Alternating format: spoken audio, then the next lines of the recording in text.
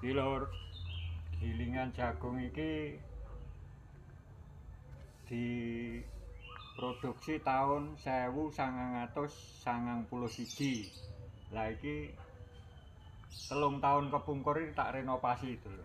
Tak renovasi, ganti kabeh iki, ganti terus nambahi konveyor. Ya. Iki renovasian sekitar 3 tahun akhir iki. Iki sejatine gilingan iki diproduksi tahun 1991.